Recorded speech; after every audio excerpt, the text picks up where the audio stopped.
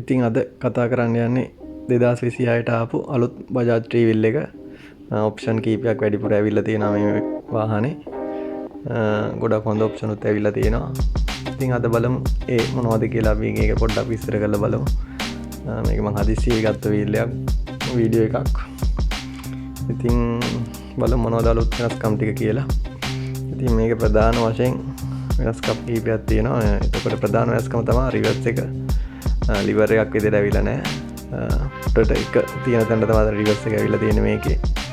එතකොට දකුණු පැත්තේ ඇක්සලරේටර් ළඟ ඒකේ ක්ලච් එක වගේ පොඩි ස්විච් එකක් ඇවිල්ලා තියෙනවා. ඩිජිටල් මීටර් ඇවිල්ලා තියෙනවා. මීටර් වෙනස් වෙලා තියෙනවා. මීටර් නම් පොඩි හැබැයි. ඉතින් ලොකු මීටරනේ පොඩි මීටරයක් ඇවිල්ලා තියෙන්නේ. එතකොට මේකත් අර බයිසිකල් වල වගේ ක්ලච් එක අතහැරලා ස්ටාර්ට් කරලා තියෙද්දි වාහනේ ඕෆ් වෙනවා ටික වෙලා වගේ. ෆුවල් එෆිෂියන්සි එක වැඩි කරගන්න කියලා තමයි මම හදලා තියෙන්නේ මේ. ඉතින් ඒකත් හොඳ ඔප්ෂන් එකක් එක අතකට. ඒතකොට සයිලන්ට් ස්ටාර්ට් එකක් තියෙන්නේ මේකේ. මෝටරේ ඇතුළට තමයි දාලා තියෙන්නේ. මෝටරේ කලින් තියෙන තැනට අයින් වෙලා තියෙනවා වාහනේ. ඔප්ෂන් ටිකක් වැඩි කරලා දාලා තියෙනවා. හොඳයි ඉතින්. මේ 2026ට ආපු වාහනේ. මට මේක හදිසියෙ තමයි වීඩියෝ කරගන්න හම්බුනේ. ෂෝරූම් එකට ආපු ගමන් තමයි මේ වීඩියෝ එක දාන්නේ. ඉතින් මම පස්සේ බලලා මේකේ වෙනස්කම් ටික හරියටම ඔයාලට දාන්නම්. දැන් මේක ඔප්ෂන් ටික කියාගෙන යනවා. ඔයාලට පේනවා ඇති මෙතන GR Rival එකේ TVS වීල් එකලගේ උඩට තමයි තියෙන්නේ. ඒතර එන්ජින් එක පිටිපස්සේ බැලුවොත් එහෙම මේ පැත්තේ ස්ටාර්ට් මෝටරේ නැති වෙලා තියෙනවා. කලින් ආපු වීල් එක වගේම තමයි. ලොකු වෙනස්කමකට තියෙන පෙනුම බැලමෙන් හෙඩ් එක වෙනස් වෙලා තියෙනවා. ඔයාලට පේනවා ඇති. අය හෙඩ් එක වෙනස් වෙලා තියෙනවා. EF එන්ජින් එකම තමයි වෙනස් වෙලා නැහැ. එතන මොනවා. ඊට පස්සේ මේක අනිවාර්යෙන් ගියර් පැත්ත වෙනස් වෙලා ඇති. මොකද ලිවර් එකකින් නෙමේ ගියර් ෂිෆ්ට් එක ෂාෆ්ට් එක ඇවිල්ලා තියෙන්නේ වෙනම පැත්තකට. ඉතින් ඒකෙන් අනිවාර්යෙන් ගියර් ටික වෙනස් වෙලා තියෙනවා අනිවාර්යෙන්. ඊට අමතරව ගත්තොත් එහෙම එතන CDI යුනිට් තියෙන කවර් පැක් එකේ ටික මොනවත් නැහැ. එතන නිකම්ම ඇවිල්ලා තියෙනවා. ECU යුනිට් එක කලින් තිබ්බ තැනම තමයි තියෙන්නේ. වෙනසක් නැහැ ඒකේ. ඊට පස්සේ ඔයාලට පේනවද දන්නේ මෙතන අර ගියර් ලිවර් ගියර් කුණ්ඩු දෙක දාන තැන අපි ගියර් කේබල් දෙක ඇවිල්ලා දාන තැන ලොකු වෙනස්කමක් වෙලා තියෙනවා. එන්ජින් එකේ හෙඩ් එකත් වෙනසක් වෙලා ඇති. මොකද කලින් හෙඩ් එක වගේ නෙමෙයි ඒක. සෑහෙන පොඩ්ඩක් ඇලවෙට කැපිලා තියෙන වගේ හෙඩ් එකක් තමයි තියෙන්නේ. ඒකත් බලන්න ඕනි. මොකක්ද කියලා හරියටම ඔයාලට ඊළඟ වීඩියෝ එකෙන් මම හරියටම කියන්න මොනවද ඔප්ෂන් ටික ඇවිල්ලා තියෙනවා. ඉතින් ඒකින් එන්ජින් එක පැත්තේ සම්පූර්ණම වගේ වෙනස් කරලා තියෙන මේක ටිකක්. ඔප්ෂන් ටික වැඩි කරමින් අනිවාර්යයෙන් වෙනස් වෙන්න ඕනේ.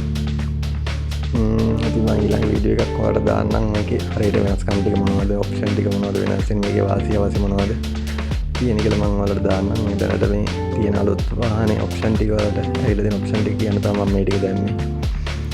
ඉතින් 2026ට වෙනස් කරලා තියෙන බජාජ් ට්‍රීවිල් එක ඇත්තටම කලින් වාහනවලට වැඩි ඔප්ෂන් ටිකක් දීලා තියෙනවා මේකේ. ඒතකොට ස්ටාර්ට් එකේ ස්මූත් ස්ටාර්ට් එකක් තියෙන්නේ.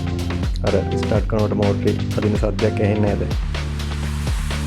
ඉතින් මේකේ මීටර් පැනල් එක සම්පූර්ණ වෙනස් කරලා තියෙනවා. පොඩි ඩිජිටල් මීටරයක් තමයි තියෙන. ඒකට මම හිතන්නේ සාර්ථක කියලා. මොකද පොඩි ඩිස්ප්ලේ එකක් තමයි තියෙන. හැමදේම බලා ගන්න ඒක පොඩ්ඩක් අවාසි. මෙතන ස්විච් එක තියෙනවා අපිට ඔටෝමැටිකලි ස්ටාර්ට් කරන ගන්නව නැද්ද කියන එක. මේක තමයි රිවර්ස් එක දාන ලිවර් එක දකුණු පැත්තේ තියෙන්නේ. ඇක්සලරේටර් ළඟ තියෙන්නේ.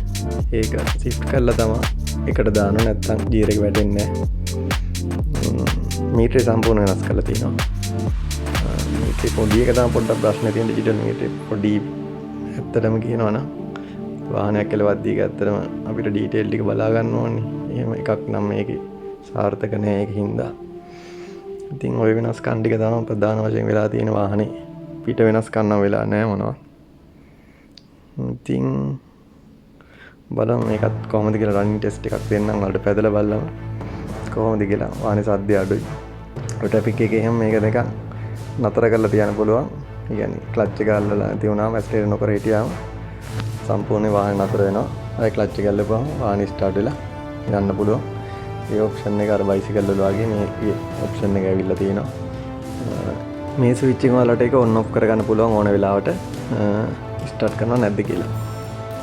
ඉතින් බාහිරින් නම් වෙනසක් වෙලා නැහැ මොනවත් පේන තරමින්. ඒ විදිහම තමයි වෙනසක් නැහැ. ඩිජිටල් මීටරේ එතකොට රිවර්ස් එක අර එකට උඩට අතටම ලිවර් එකට ඇවිල්ලා තියෙනවා. ඒ ටික තමයි.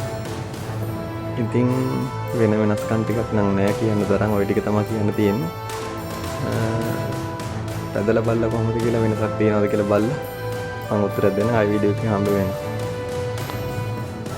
බජාජ් එකකින් ආපු EV වාහනය ගැන මම වීඩියෝ එකක් දාලා දෙන එකත් බලන්න. මොකද තෙල් ප්‍රශ්නේ හින්දා නිකන් ගොඩක් වටිනා ඇති කියලා හිතනවා. ඒ ඔප්ෂන් එකට වල යනවනම් ඒ වාහනය ගැනත් මම කලින් මගේ channel එකේ දාලා තියෙනවා වීඩියෝ එකක් EV බජාජ් EV එක ගැන පොඩි විස්තරයක්. ඉතින් මේක ගැනත් ඔයාලා බලන්න පොඩ්ඩක් හොයලා බලලා ගන්න. මොකද මේක හොඳයිද බලන්න. මිලේ වෙනසක් නැහැ ඒ ගානම තමයි. මිල වෙනස්කම් කරලා නැහැ. සමහර ඉදිරියේදී මිලේ ඔප්ෂන් හින්දා මිලේ වැඩි වීමක් වෙන්නත් පුළුවන්. ඉතින් බලමු මේක ඉස්සරහට මොන වගේ දෝෂ තියේද මොන වගේ දේවල් තියේද කියලා. කොහොමද ඉතින් අලුත් තාක්ෂණය හොඳයි. ඒක තමයි සංකීර්ණ වෙලා තියෙනවා. ඉතින් මේව හදන්න ගියාම තාපව ස්පෙයා පාර්ට්ස් ආරේ මේ සංකීර්ණ වැඩි හින්දා මිලෙන් වැඩි වෙයි. මොකද වාහනේ සංකීර්ණ වැඩි වෙන සරල වෙන්නේ. එකකින් නැති වෙන්නේ. ඒවට යන වියදම් ඔක්කොම සාමාන්‍ය ඔටෝමැටිකලි වැඩි වෙන දෙයක සාමාන්‍ය දෙයක්. ඒකින්ද ඉතින් ඔයාලගේ අවශ්‍යතාවය ඔයාලගේ වමනාව අනුව වාහනයක් ගන්නකොට බලලා මේ ඔයාලා ගන්න ඕනේ. වාහනේ ඔප්ෂන් වැඩි වෙන්න අනිත් අතින් දේවල් වලින් දිනුත් අපිට මුදලක් දරන්න වෙනවා. ඒක ඉතින් සාමාන්‍ය දෙයක්. හැම වාහනයකම මේක තමයි වෙන්නේ. සරල වෙන හැමදේම සරලයි. සංකීර්ණ හැමදේම සංකීර්ණ වෙනවා. ඉතින් ඔයාලගේ අදහසක් දාන්න කමෙන්ට් සෙක්ෂන් එකේ දාන්න මොනවද කියලා. මම ඉස්සරහට මේකේ තවත් ඔප්ෂන් මේකේ මීට වැඩි පොඩ්ඩක් දැන කතා කරලා හොයලා බලලා කතා කරලා මම වීඩියෝ එකක් දාන්නම් ඔයාලට. channel එක subscribe කරලා තියාගන්න. මේ වගේ අලුත් වාහනයක් ආවම මම වීඩියෝස් දානවා. හොඳයිද නරකද කියලා. ඔයාලත් මේකේ කමෙන්ට් එකක් දාන්න. මොකද වෙනසක් වෙලා තියෙනවනම් කියලා ඔයාලත් දාන්න. thank you.